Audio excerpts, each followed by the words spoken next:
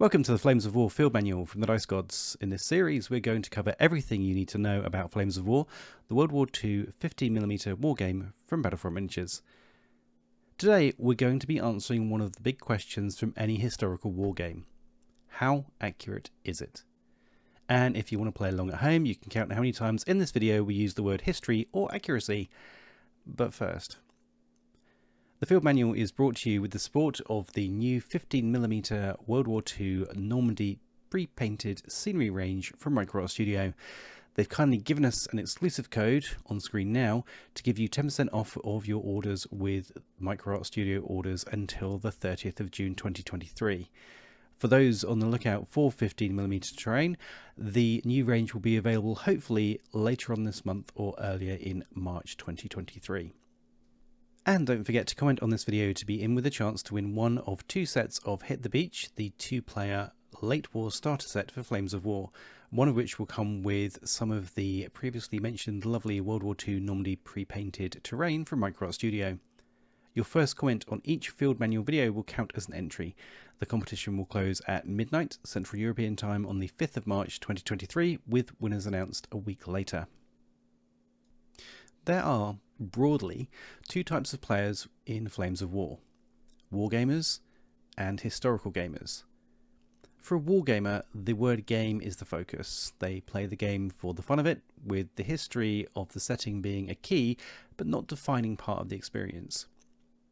Historical gamers have a keener interest in the setting. Their miniatures will be painted to represent a specific force in a specific theatre of war.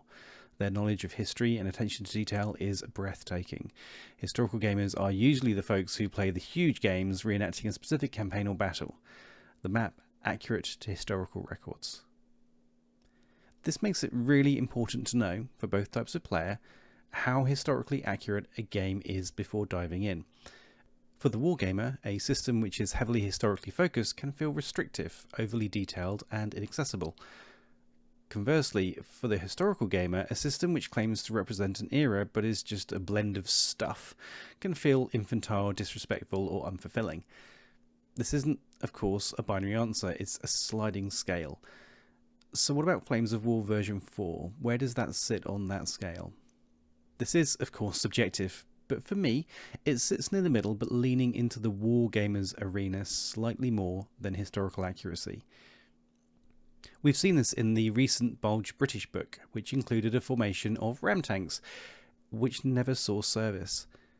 We also see this in the mid-war monster release from last year. Whilst there is a healthy dollop of history and sourcebooks are full of context and details of events, the aim of the game seems, to me, to be fun, rather than reenactments. We also see that focus away from accuracy in the reduction in range which happened between version 3 and 4 of Flames of War. With 3, you had a lot of specific niche variants and types of vehicle. This let the history fans create very detailed, granular forces from specific times and places. Version 4 is a broader brush. It's much less zoomed in on the detail, giving broader, more common unit types than version 3 did.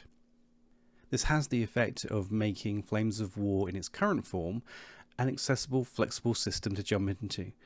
One which, for the more historically casual gamer, has plenty of breathing room to play how you want.